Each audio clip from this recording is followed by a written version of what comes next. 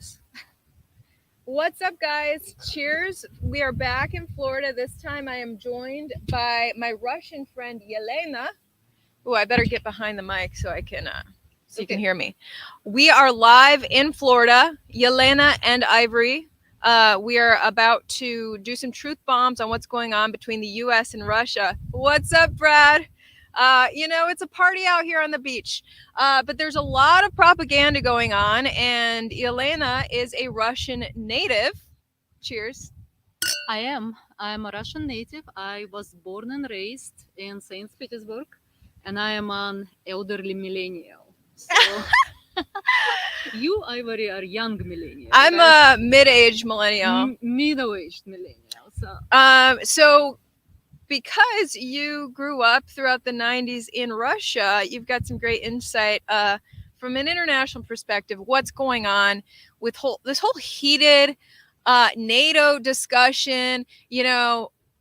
Is Russia going to invade Ukraine? There's big updates out of the White House today, not only talking about the possible interference with Russia's military, but also Russian hacking. So as they are hacking, the White House says there's a threat of hacking from Russia into both U.S. servers and Ukraine. Well, as for this late statement, it was midnight in Russia when this statement came out, so our propaganda machine hasn't been fired yet. So you guys got to wait a couple of hours. But I can tell you some kind of summary of what we Russians, and me, I am your Russian average Jane. I am no historian. I'm not affiliated with any political organizations. I'm just a normal Russian citizen still, who lives in the United States. She's just married to my friend Peter. Yeah. So I'm really excited to have Elena actually read some Russian headlines for us today. The Russian media perspective on the U.S. and NATO is, of course, a whole lot different than the American media perspective on what's going on.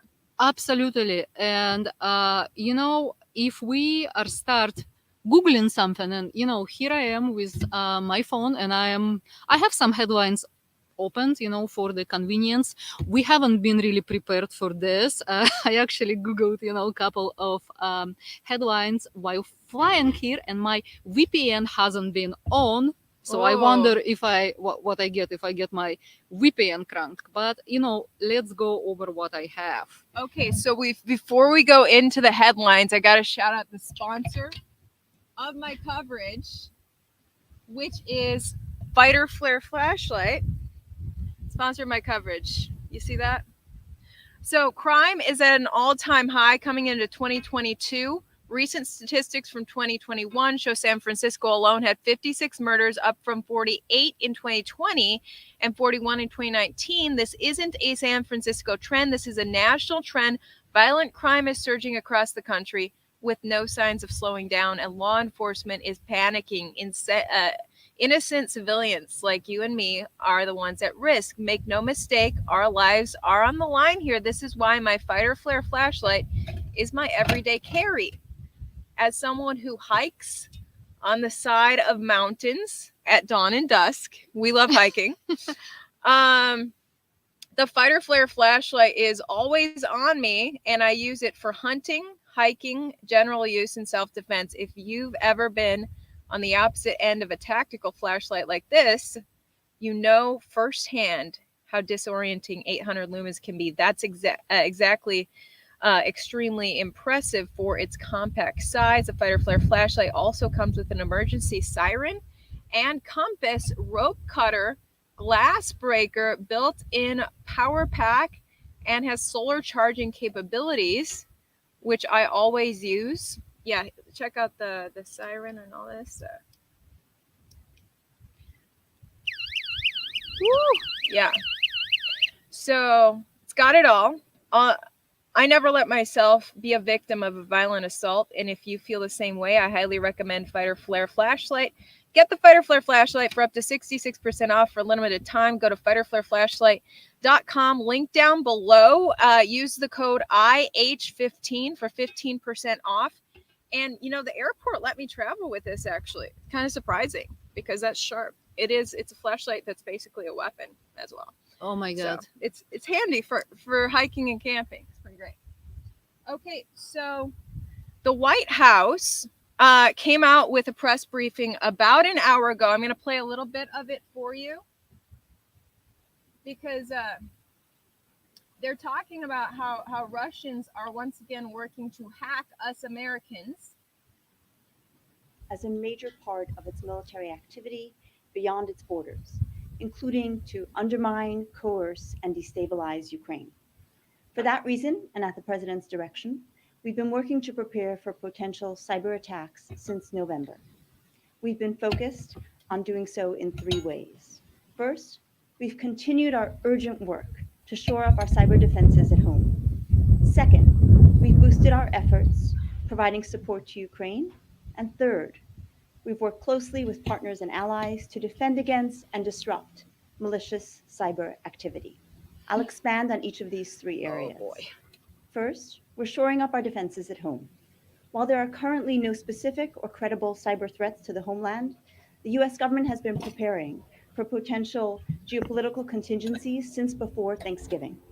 The White House has coordinated extensive outreach by agencies with the private sector, specifically private sector owners and operators of critical infrastructure. In that outreach, departments and agencies have gone to unprecedented and extraordinary lengths to share sensitive information, and most importantly, to outline specific steps companies can take to make their systems more secure. As one example of those specific steps, the Department of Energy shared technical indicators of techniques used by Russian cyber actors to conduct cyber attacks against Ukrainian electricity systems during prior crises in Ukraine. So what's going on, Elena? She's saying that you Russians are hacking like the energy systems. As always, that's what we do in between breakfast and lunch. But anyway, hack. yeah, we hack. We hack. Anyway, as I told, Russian propaganda machine isn't up to this one yet. We need another couple of hours. However, if I literally Google R in Russian, when I have a Russian keyboard, so let me Can we talk about this one? Or which one do you want to talk about? Okay, yeah, we can talk about this one. Well, let's start with Defense Minister of Ukraine saying in his official briefing, it was, I don't know what, 10 days ago or This something. one? Yeah, this guy. So basically what he is saying that he doesn't see any immediate threat, yeah, and that the invasion hype should be stopped. I think I even send you something like that in English about stopping this invasion hype. So that is a defense minister of Ukraine. Now, if I go and... So hold on, the Ukrainians should be the ones most scared right now. We're hearing a lot of American politicians talking about how big this threat is to Ukraine, and I'm wondering, why are my American ears being filled with fear about Ukraine? Well, maybe because the things at home aren't that great. And then the Ukrainian leader is saying we're fine. You're interpreting this headline right here into English. He is saying that, of course, there is tension, but there is nothing that is gonna, unfold right away. So there is no immediate threat. Now, if I go over Russian headlines and basically Google a date of invasion into Ukraine, that one is a really good one. It actually was published. Yeah, can you please switch back to that one? Yeah, you got into that one. Basically, this is our Russian media is saying that NATO is conducting a massive maneuvers around Russian borders in partnership with Ukraine, and those are military maneuvers, and that this is an imminent threat to Russia, and that Ukraine might assault Russia, starting from Crimea, and then going a little further inland, the country. So that's what I can find in Russian media, and it's kind of flabbergasting because I don't think Ukraine has any interest of doing that. So isn't Russia? Wait, hold on. So this Russian headline is a warning of the threat of Ukraine invading Russia. Ukraine backed by NATO invading Russia. That's what. And then I'm going to bring up the CNN headline today and see how that differs. Let's check.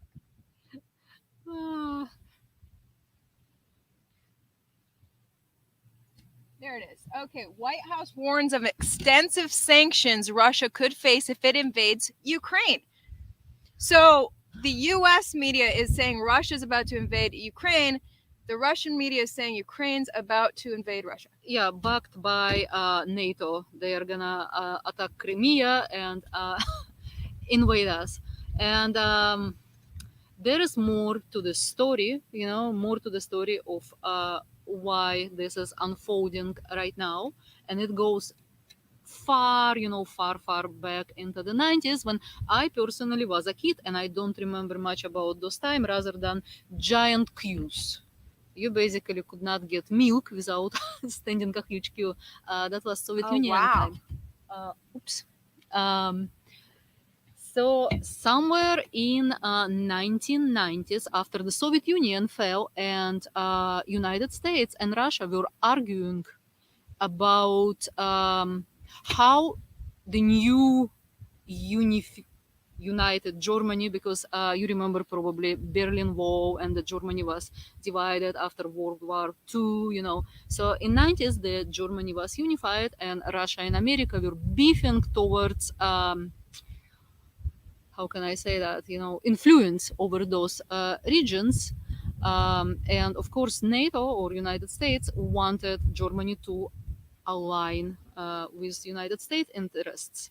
So recently we had a big archive uncovered about those kind of talks when the I have that. You have that. Actually, it was even an article in Los Angeles Times. Yeah, let's see if you can find it. Yeah, it was an article in Los Angeles Times recently saying that actually Russia might have some point. This is NATO Expansion. So NSA archive.gwu.edu here, NATO Expansion, what Gorbachev heard.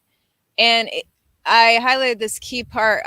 Soviet and Russian complaints about being misled about NATO expansion were founded in written contemporaneous memcons and telcons at the highest level. The documents reinforce former CIA Director Robert Gates' criticism of, quote, pressing ahead with expansion of NATO eastward in the 90s when Gorbachev and others were led to believe that wouldn't happen. The key phrase buttressed by the documents is led to believe.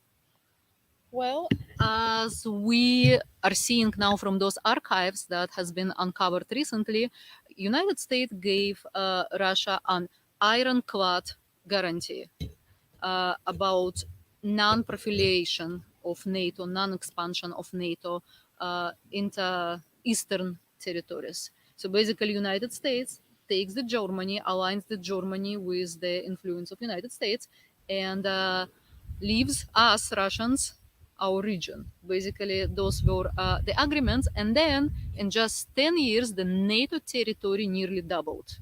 From what I have heard, Czech Republic, Poland, all the Baltic countries, states, and then United States started to flirt with Ukraine and Georgia. And Putin called the Ukraine, as far as I have heard from Russian media, his red line. So yeah, this declassified NSA archive is agreeing with your point, saying that there were assurances from NATO they wouldn't expand, but NATO has continued to gain territory, more and more European nations joining. Absolutely. And United States now claims that no such guarantees were made, but it's pretty obvious from those archives that were uncovered. So basically, Putin feels threatened because NATO has grown into this giant powerhouse against them that's now right up against their border. Absolutely. And this is all about how close are the nukes. Right. So this headline. Oh, this is about the Ukraine assaulting Russia, moving through Crimea, which is such a... So this Russian headline is saying what? This particular one is saying that Ukraine, it's forecasting Ukraine assaulting us Russians. Which, you know, when I say us Russians, I don't even know, am I Russian anymore? You've lived in the U.S. for what, 8 years or something? 8, yeah. So could I be classified still as Russian? Yeah, I mean, I guess legally you're not a citizen yet, even though you've been married to an American for years. No, I'm a green card holder. Okay, gotcha. Okay, so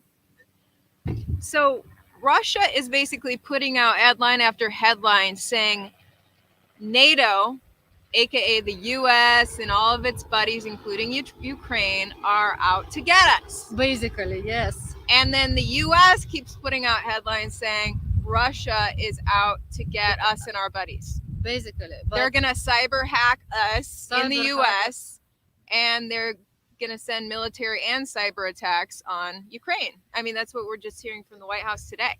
Well, this is what we are seeing. However, if we look at the facts or who does what, you know, the White House said many times that it's not about what Putin says, it's about what he does.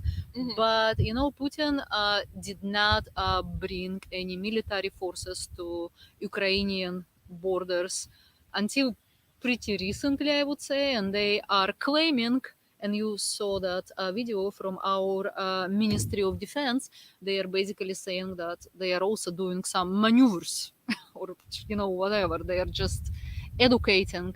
Oh, yeah, Minobороны России, which is Ministry of Defense. That's... Putin and his administration like to show off what they got. Yeah, they like to parade it in our capital all across the central squares. Look at those missiles. They're beautiful. Elena just introduced me to the Defense Ministry Facebook page today. It's nothing fun, no? But like it's nothing but military people posing for the gram. Like it's a lot of like show of force. Like look how cool we are. American army is mainly on TikTok and Russian is on Facebook. So apparently we are behind the trend, huh? Look at this is literally, Russia posted this today. Army. The hashtag is, could be translated like the army is with you. The army stands with you. The army is with you. Yeah, the army stands with you. So that's pretty much it. Look at that. It looks fun, huh? Russia loves its military. Yeah, and I must say, as a Russian citizen who lives in the United States and pretty much loves living in the United States, it's been amazing to watch Winter Olympic. Because... yeah, what have you taken from that as a Russian whose president is buddy-buddy with Xi Jinping? They are like that. This is... I wouldn't exactly say this is a very new trend. It has started a few years ago. I would say, for me personally, for me personally. The significant pivotal point of Russian-China relationship was when China got the contract to do all the 5G internet bases in Russia.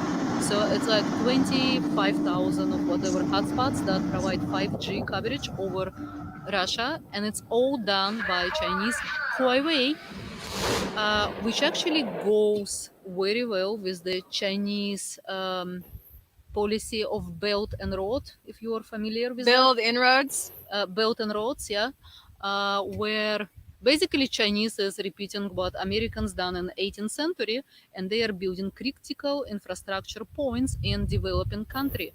Think about, I don't know, railroads, bridges, fiber optic cables. Their Chinese banks financing it all in like India, Sri Lanka, Pakistan, everywhere. But if you look at the map of Belt and Road expansion, it actually started to penetrate into South America.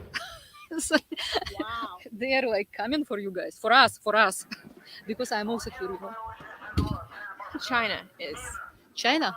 They're building inroads all the way to the Americas. I know there's Chinese magazines in Africa. They're infiltrating African media. China is, I don't know, trying to take over the world. China has the most amazing, the most massive infrastructure project currently, financed by. I just want to give props to the Russian military for their Facebook activity. I know I mean, they're doing good. I'm just like, as an American, like all this content I just showed you was all posted today by the Russian Ministry of Defense. Hey, they are on it. Yikes! So they're basically saying we've got the ammo. Come at us, U.S. and Ukraine. But it's just so fascinating to me looking at you translating Russian headlines and then me reading American headlines, and both sides are saying the other side's out to get us and we're innocent. It just reminds me of a toxic friendship where people are misunderstanding each other, and both sides are like, we just want to get along, but you're trying to get me, and no, it's you are trying to get me. Exactly. Oh, Wow. well, this game has been on, for a while between Russia and US. But to be honest, I think that both Russia and US are making a big mistake. They Really? should unite and be friends and form alliance to oppose China, I would say, because they are gonna consume us all. That's China. in my humble opinion. Yeah. Yeah. So you see China as like the biggest threat to both Russians and Americans? I would say so. And they are not gonna take us by weapon. They are gonna take us through their financing initiative. And as for Russia, it is very widespread practice in there because in China, the population, it's like, I don't know, 10 guys on one woman, right? And it's like the way different in Russia. It's like one guy on 10 women. So Wow. the Russian men, they come on our forest, Chinese men, they come on our forest, they marry our women, they So Chinese men come to Russia. take Russian, women, they marry our women, and then they raise the kids Chinese. Wow. That's how they are gonna take us. And there are much more of them. Well, Putin doesn't seem to oppose to combining nations. I mean, he and President Xi Jinping are buddies. Nowadays they are. Well, Papa Biden. Papa Biden isn't being very friendly to Vladimir Putin, and I'm not exactly a supporter of Putin.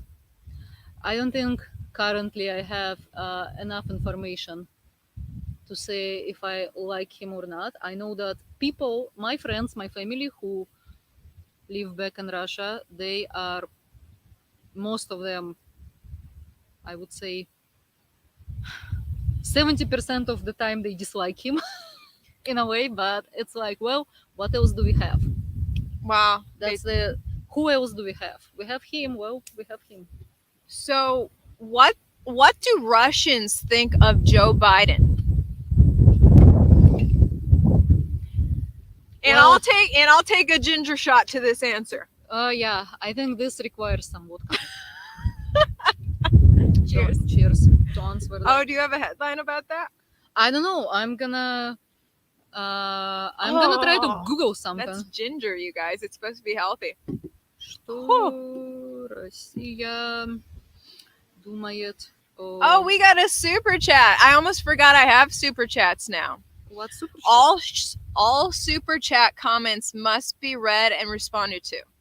Ay.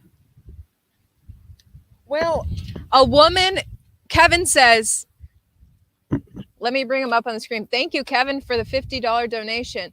A woman with not only beauty and brains, but integrity to sacrifice her own corporate journalism career to get the truth out to the American people deserves nothing but respect. It's been 9 months, and I am still proud of what you did, Ivory. Wow, Kevin, that is so kind of you. I appreciate that.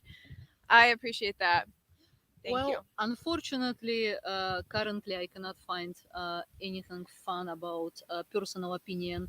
But you've been Russians. reading these. You've been reading these Russian headlines, and you were telling me a little something about the general mood about Biden as leader of the U.S. Of course, Russians favored Trump over Biden because They liked Trump.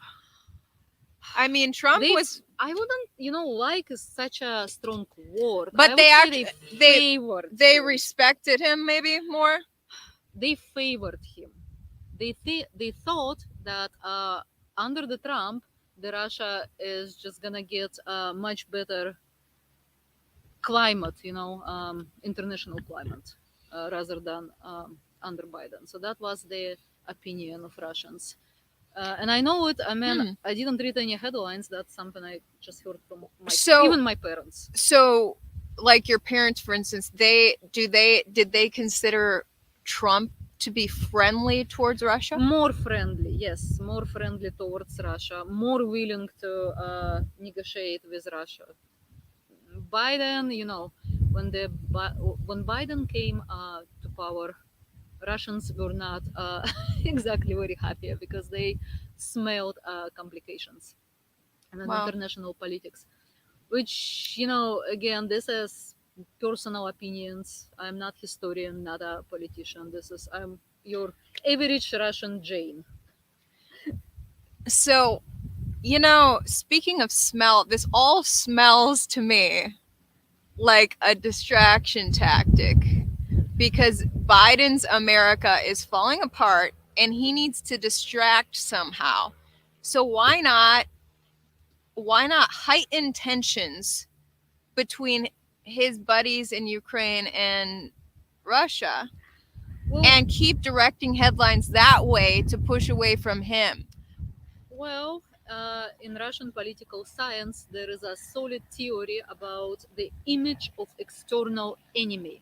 So whenever shit hits the fan in your country, create an external enemy and just ponder it.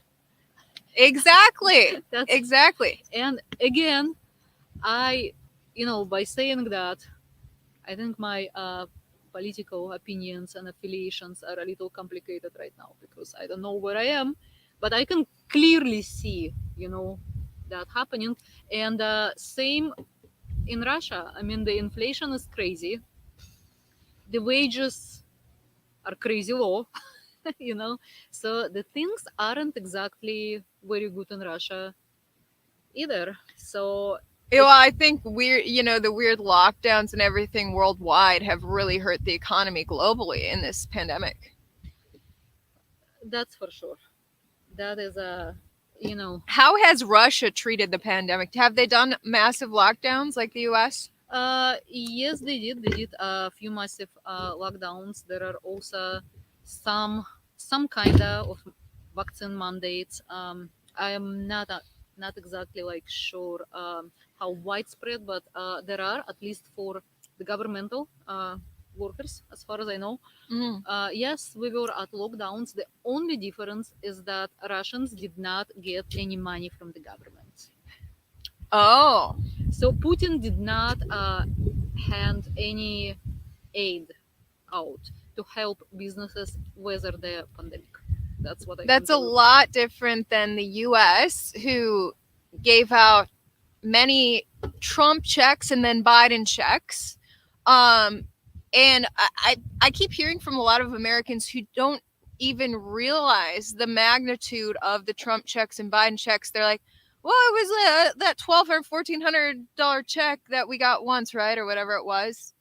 And I'm like, no, you guys don't realize that federal unemployment kicked in addition to state unemployment, and there were people making tons of money per week to sit around and play video games. The Trump checks were I believe $600 per week. Then they were getting state unemployment on top of that. That went on and on. When that kicked off, there were more Biden checks. Those were initially Trump checks. Well, additional Biden checks kicked in for certain requirements you had to fulfill, like having kids or things like that. I know people who are continuing to get those Biden checks, which just incentivizes people not to work. I would absolutely agree with that. And history tends to repeat itself, and I think we can find many examples of what mindlessly printing money and debasing the currencies can do to, a government or to the country. I don't know. The example that I can say right off the top of my head will be the Roman Empire. When they debase their denarius and they mandated the fixed prices for certain commodities, and then the emperor started to give a lot of, equivalent of Trump/Biden checks to the soldiers. So bread and entertainment, and all that stuff. So the peasants abandoned the farms because there wasn't any incentive to work, and they flocked to the Rome, to join the party, and the Rome fell shortly thereafter. Yikes. Yikes. So hopefully Shortly thereafter, it's like 50 to 100 years, but that's what started. And anyone who's like studied basic economics understands that printing money out of thin air creates inflation. Well, we know that the US government has been doing that a lot since the pandemic hit, and they decided to increase spending by printing. And it's just fascinating to me now that Biden and Psaki are saying, oh, it's not due to printing money that we have crazy inflation right now. Inflation just exceeded projections. Inflation is growing in 2022 faster than economists even thought as the printing continues. And they're like, oh, it's not because that, it's because of greedy corporations that inflation is this way. Like, huh? Well, I don't have enough information to actually discuss this topic. I see it as an extension of Keynesian economic theory, which says that any spending, including military spending, is good. Just spend, and economy is gonna, grow, and that's what justified many invasions. I think that were pretty much unnecessary. But you have personal experience when it comes to hiring people. You and your husband own a business, and you guys have been trying to hire people in this pandemic. And how has that been going? It's been going as shit.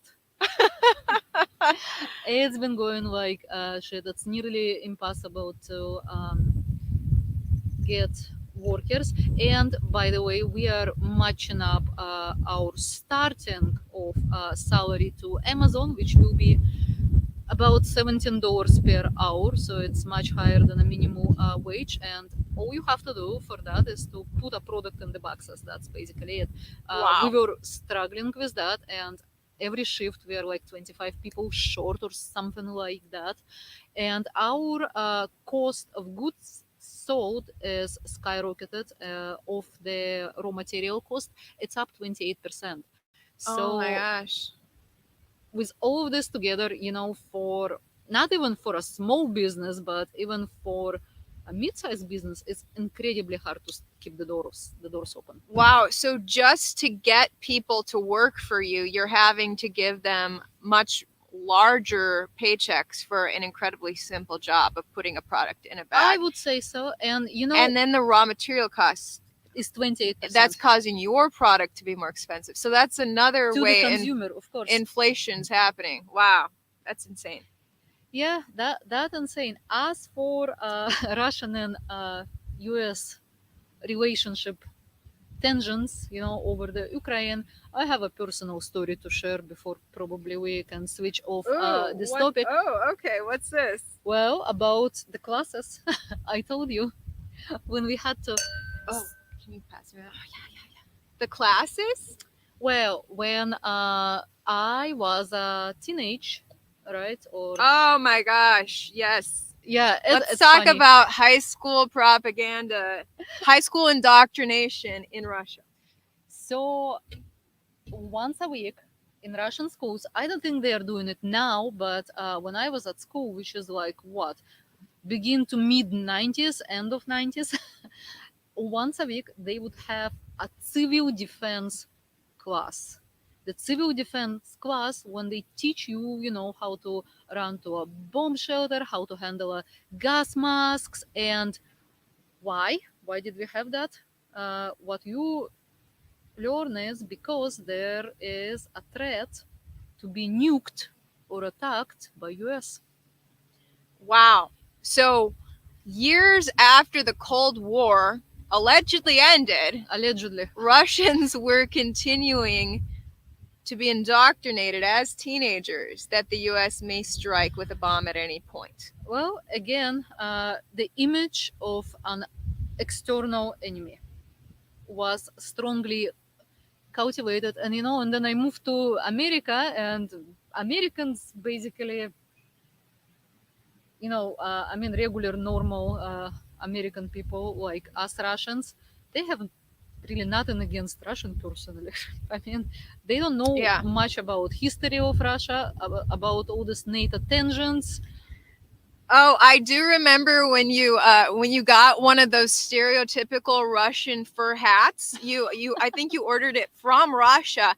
So Elena and I go back like 5 years or so. We've been friends for quite a few years. We met in the gym, literally, when I was working for NBC Minneapolis, and she and her husband owned a factory in the Minneapolis area. She and I meet in the at a bench in the gym. Yep. I stole your bench, or you stole mine? I stole yours, and you came after me.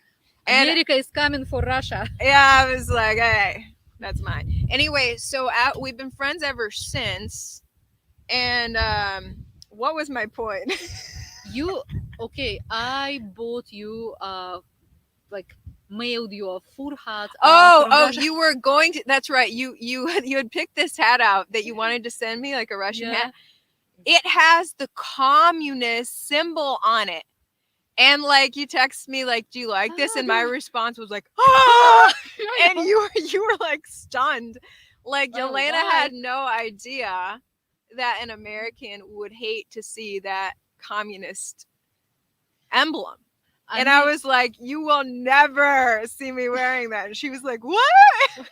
I mean, I would understand the elder generation, like boomer generation, having this kind of strong connotation with, Soviet Union being an evil, but this is a middle-aged millennial, for God's sake. Middle-aged millennial meaning you're young. You shouldn't you shouldn't be indoctrinated. Well, I mean, communism is really bad for freedom. Communism strips away individual liberty. I'm an American who loves individual liberty, actually a lot more than most Americans do. Sadly, a lot of Americans on the left and the right will sacrifice their individual liberty for their party affiliation. So liberals will sacrifice their individual liberty in regards to money, let the government take over some control of the money. Conservatives will sacrifice their individual liberty in regards to their personal and social life. Say, hey, government, make that decision for me. I believe in individual liberty, period. I think each person should be able to live their own life. And when you have communism, you're handing all control over the government and saying, hey, Big Daddy, control my entire life because I can't decide for myself. So tell me where to work and how much money I get to earn and how much you get to take, and redistribute everything for me, because we should all be equal. And history shows when you try to make everyone equal, incentives are taken away and everyone falls into poverty. I don't want the US to be Cuba, and I don't want the US to be the USSR. So that's why I reacted to the hat that way. Okay, that's a fair response.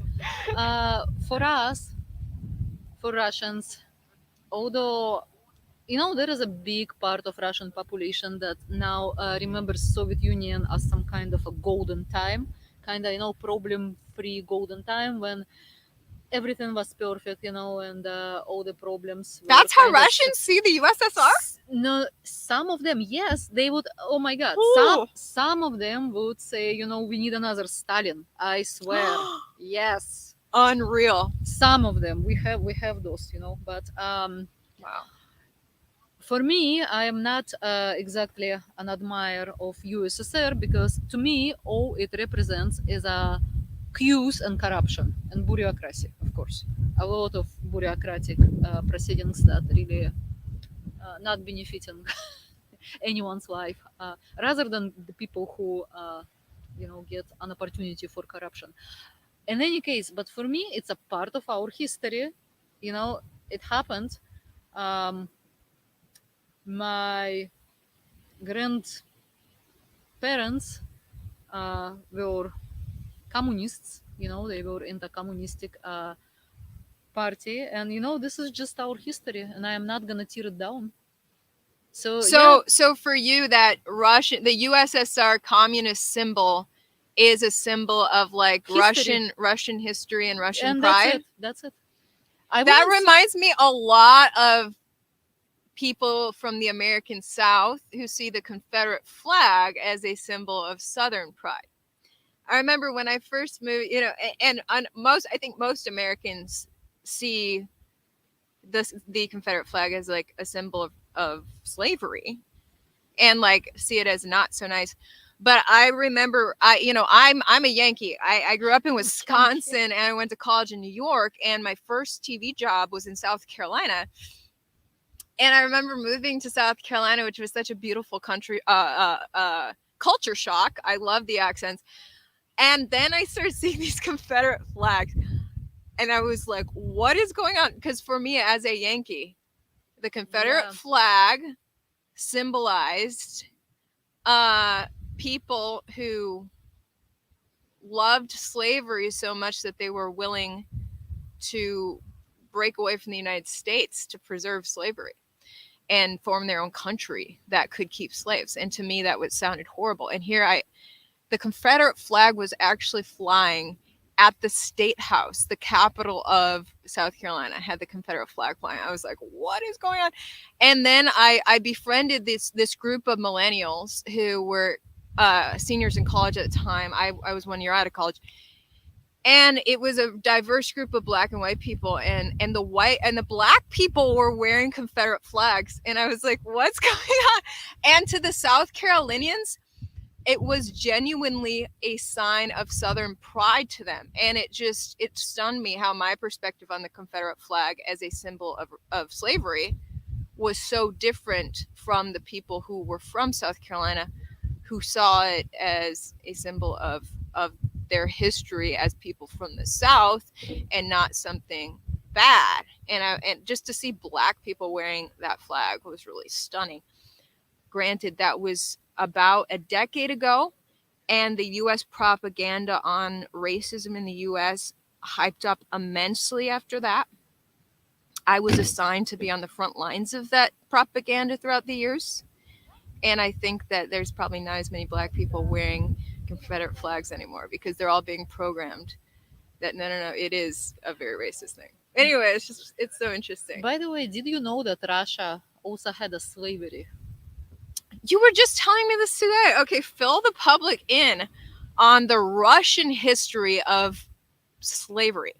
Well, I don't exactly remember the date when it started. I can say the date when it ended, which was 1861 by Alexander, Tsar Alexander, who put the order of end this. But Russian people, we call them крепостные крестьяне, which is like peasants. They were peasants. They also belonged to a master, and they lived basically in the same conditions like slaves in the United States with all the same implications.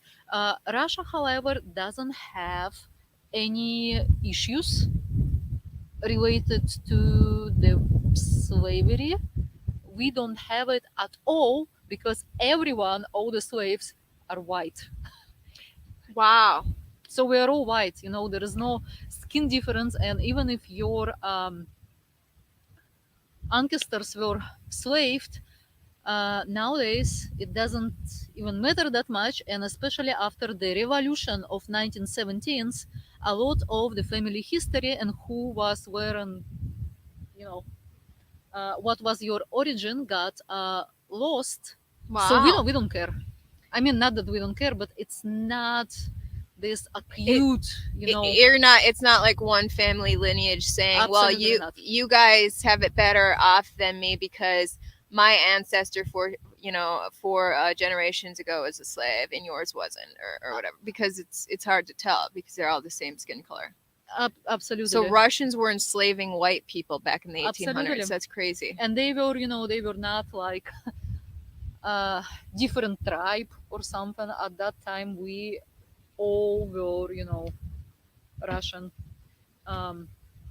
empire. Wow. So those were white people enslaved.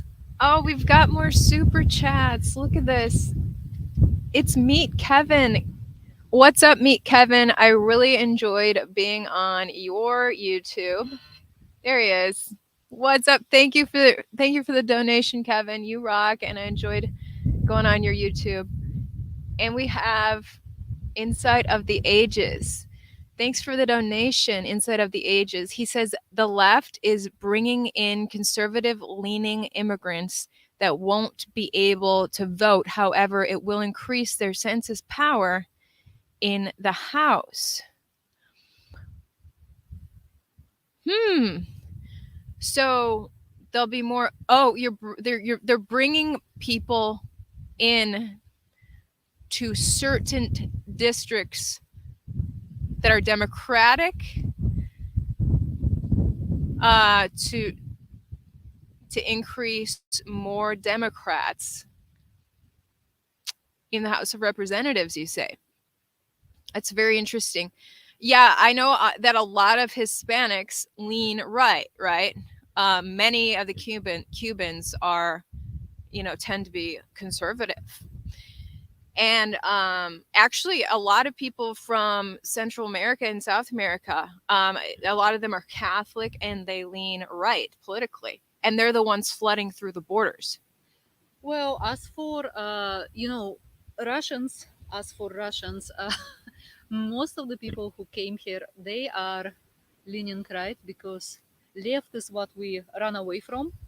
Me, when I came here, most of my surroundings or the environment I got to be in is mostly democratic, I would say. Not hardcore democratic, somewhere, very centrists.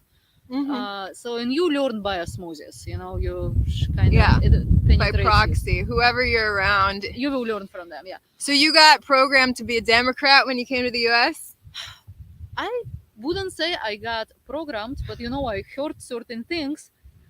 I did put a lot of effort though to form my own opinion. That's good. And mainly by trying to read the point of view from, both sides. And I would probably identify myself like libertarian if I am to Awesome. identify myself. But most of the Russians, they are leaning right because left is what they flocked, from. Oh, wow. Wow. They Yeah. run away from that, so they want to lean to the right. Yeah, I know that through the years, you and I have disagreed on a lot of things, but we're still such great friends. We can have like huge political debates, and it doesn't affect us emotionally. And I think that's because of our astrology. Yes, it's I'm an air sign. We're detached. I'm like, cool, you disagree with me? That's so fun. I love debating. Let's be friends.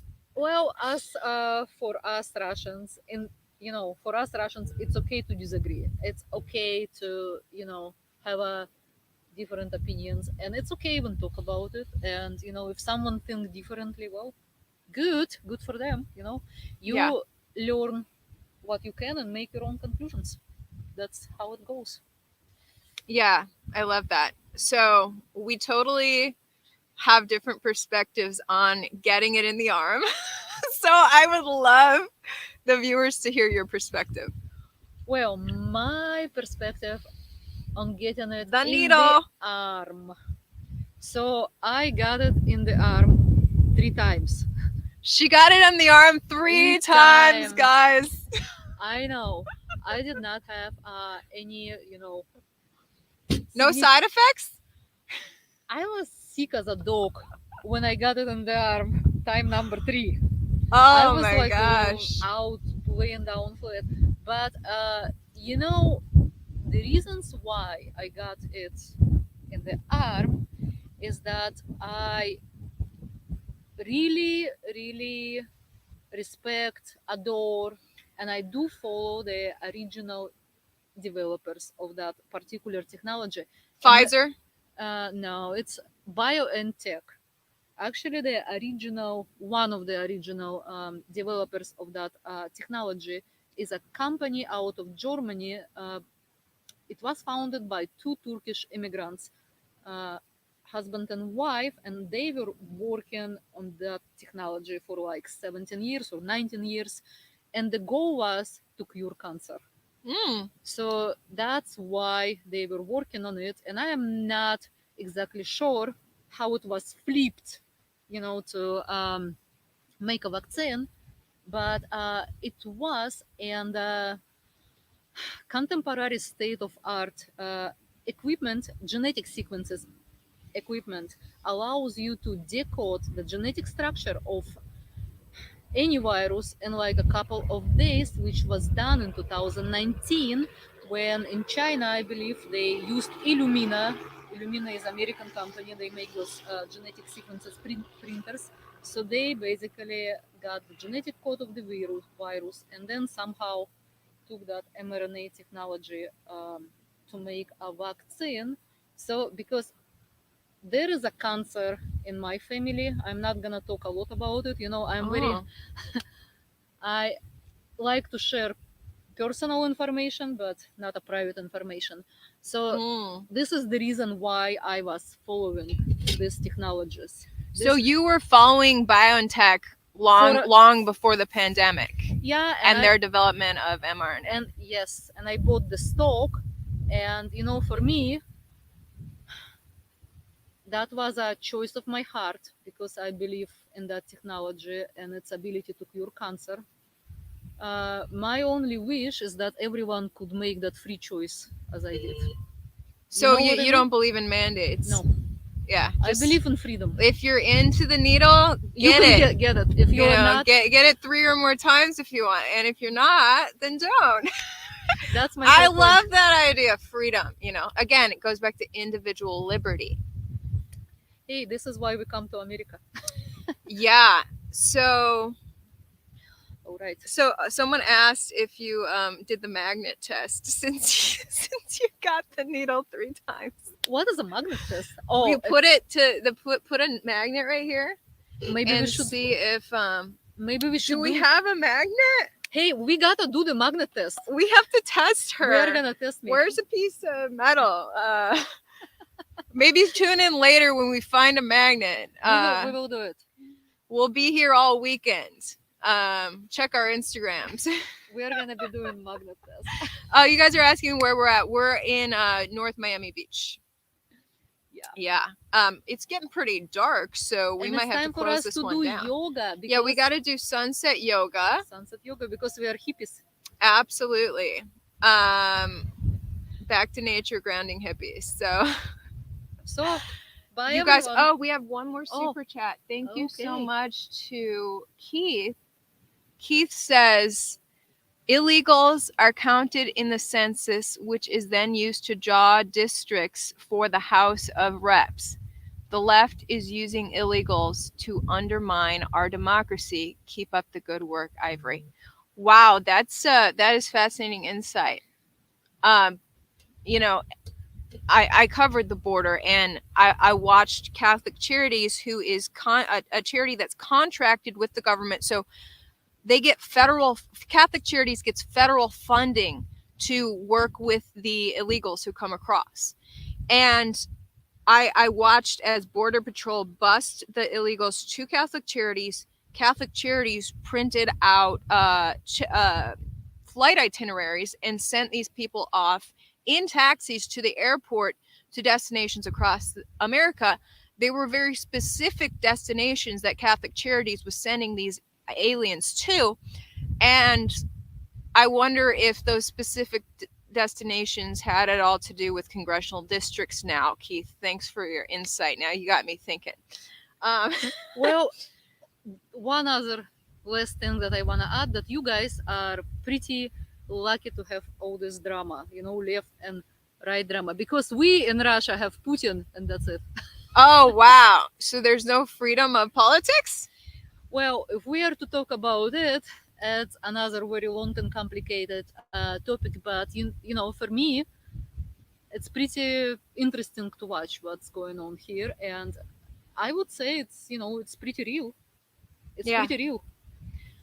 So I I'm was loving stunned it. what I saw on the border. I documented it all in a report I did for Timcast, timcast.com, Tim Pool's website. So you could probably look up that report on immigration that I did. With that being said, you guys have a fabulous weekend, and we're going to go do some beach yoga here in Free Florida. Love you guys, and we'll see you soon. Bye. Bye.